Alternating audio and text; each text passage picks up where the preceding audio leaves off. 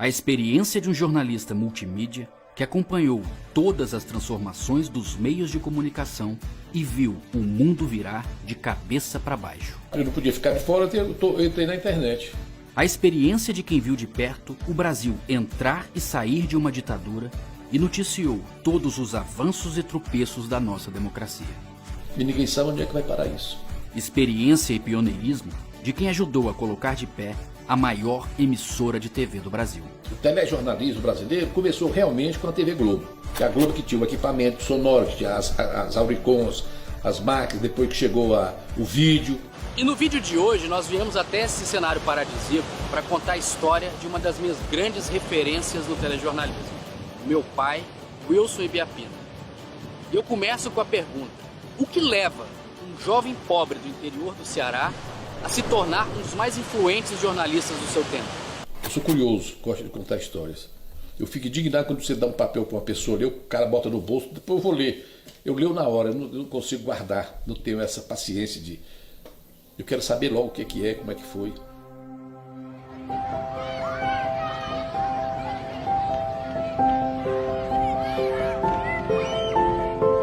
A infância lá em Ibiapina era chupando muita manga, comendo jaca, tomando caldo de cana, comendo aquelas rosquinhas que era feita pela Dona Maria, que morava lá do outro lado da Praça da Matriz, onde nós morávamos. Um momento inesquecível, quando eu tinha cabelos grandes, fui cortar o cabelo por conta própria. Minha mãe deu um maior xilique, ficou com ódio, queria matar o barbeiro porque eu tinha cortado o cabelo. Me lembro que meu pai era candidato a prefeito e na campanha os caras soltavam bomba nas paredes lá de casa, aqueles foguetes jogando para a janela, a gente tudo deitado no chão, morrendo de medo, e meu pai viajando, fazendo comício pelos subúrbios, pelos distritos lá de Ibiapina. E meu pai já tinha sido prefeito há algum tempo, ele estava tentando lá uma reeleição e nós perdemos e tivemos que ir embora de lá. Pegamos um caminhão, fomos todos para Fortaleza em cima de um caminhão e fomos para uma casa que o meu avô, pai da minha mãe, tinha comprado na rua Padre Ibiapina, 1578, em Fortaleza. Eram 6 irmãos, meu pai e minha mãe, todo mundo no quarto só, um sufoco danado. Então a gente comia aquela carne enlatada do Wilson. Até hoje não consigo sentir o cheiro, porque a minha mãe fazia aquilo frito, fazia com farofa, fazia de todo jeito. Nós chegamos lá em Fortaleza, o Gregório, meu primo, foi nos visitar. Aí, tu já conhece Fortaleza? Conheço. Vamos dar uma volta na Praça do Ferreira. Aí pegamos um ônibus que parava na porta lá de casa. Quando chegou na Praça do Ferreira, nós ficamos com medo de descer do ônibus. Com medo de não conseguir voltar para casa e tal. Pensou, que loucura, velho. Eu era encantado desde pequeno com rádio.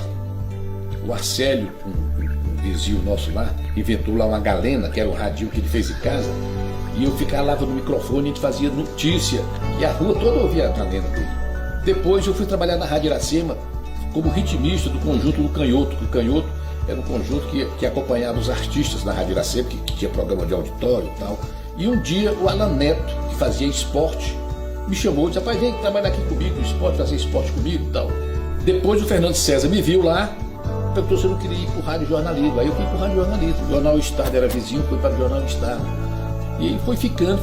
Depois o João Bosco Serra Gurgel, que trabalhava na Rádio Dragão do Mar, estava indo embora para o Rio, me convidou para ir ficar no lugar dele na Rádio Dragão do Mar. Eu ganhava 1.200 cruzeiros e fui ganhar 20 mil. Comprei logo um carro. E acabou isso com a Revolução de 64.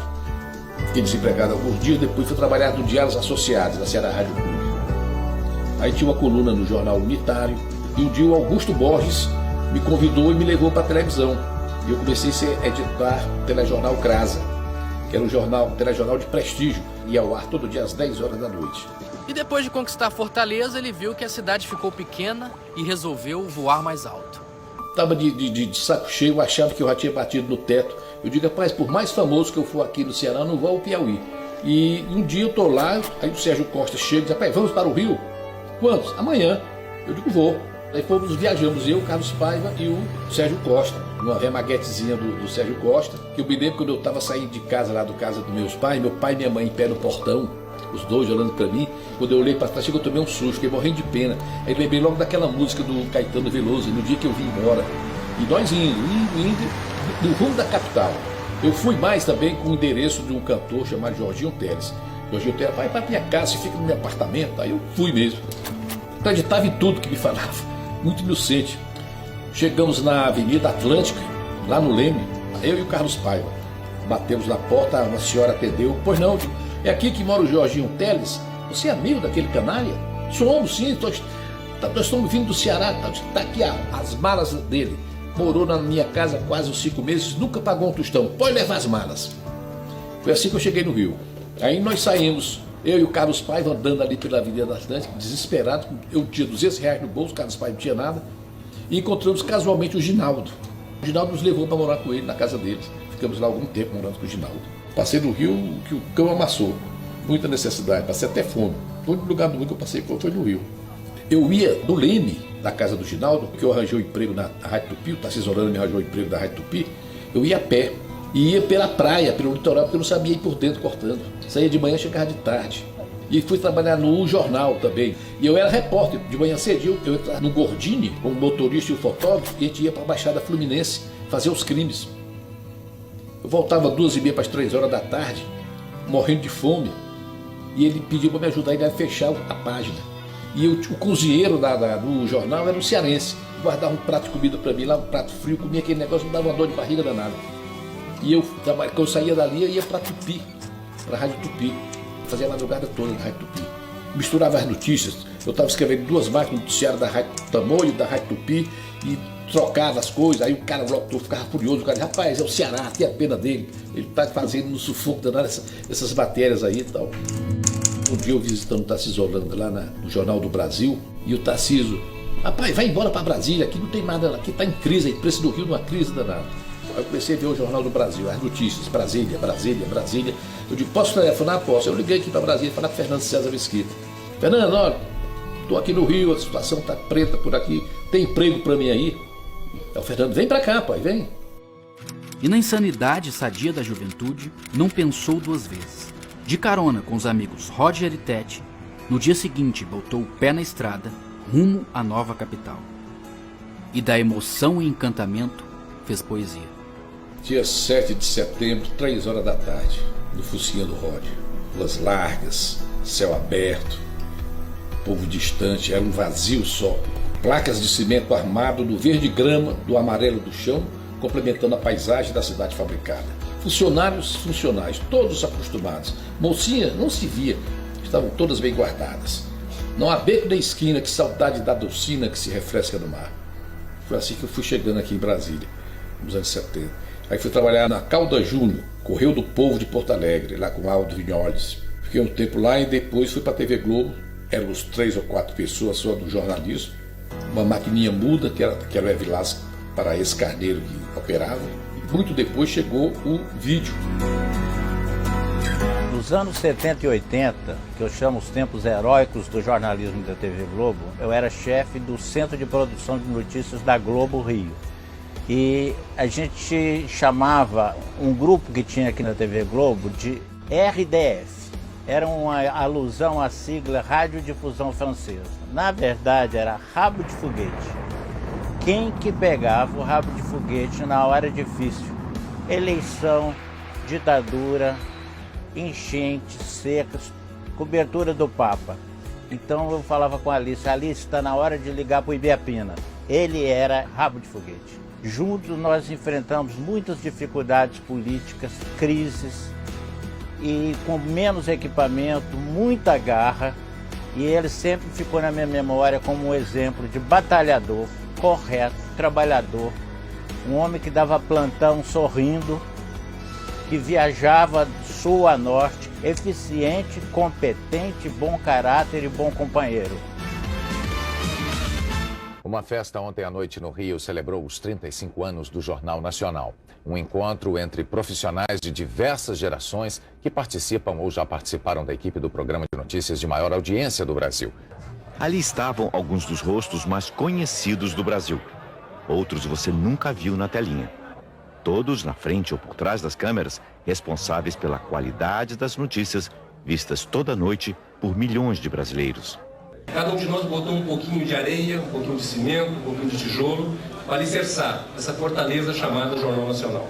Desde o início, também um trabalho incansável na busca da informação. com uma bela cozinha, como a gente chama, a retaguarda, sem a qual não se tem grandes reportagens, com Wilson Ibiapina, Valdemar Pacheco e Toninho Drummond.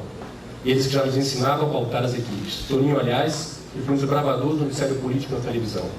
Pelo profissional José Wilson Ibiapina, eu devo declarar que eu tenho dívidas impagáveis.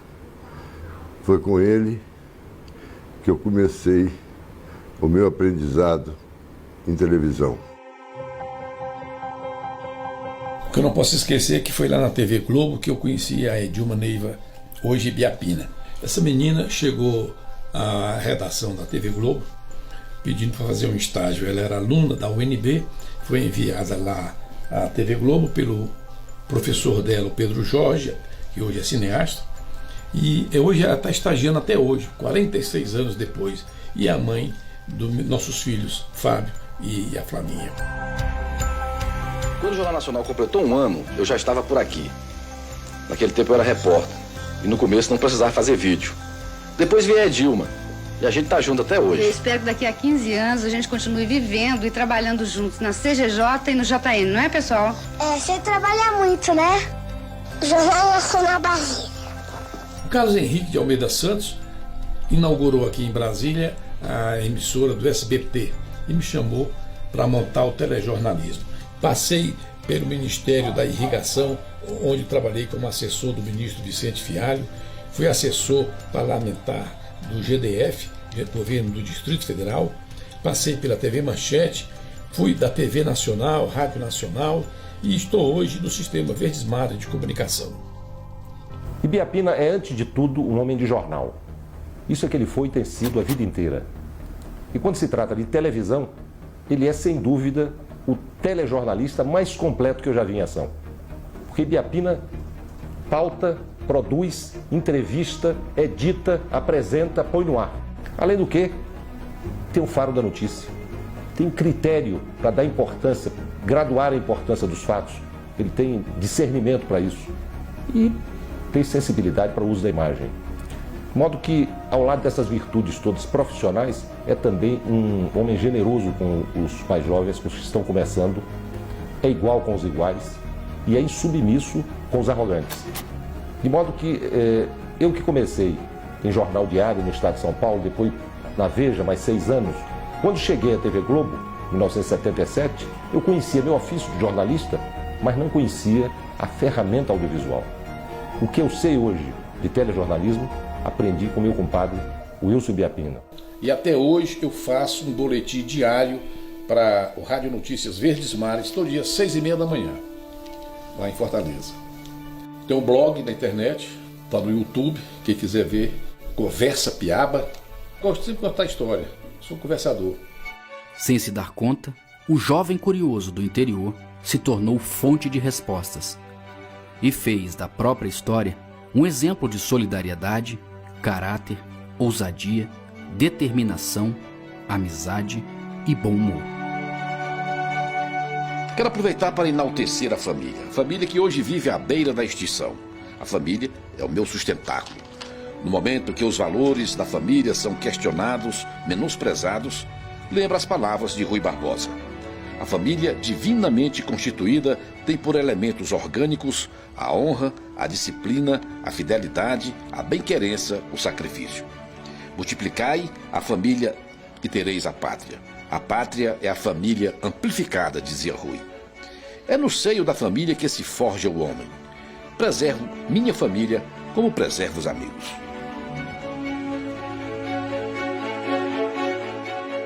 Homem, irmão e amigo dos seus amigos, homem profissional dos mais respeitados.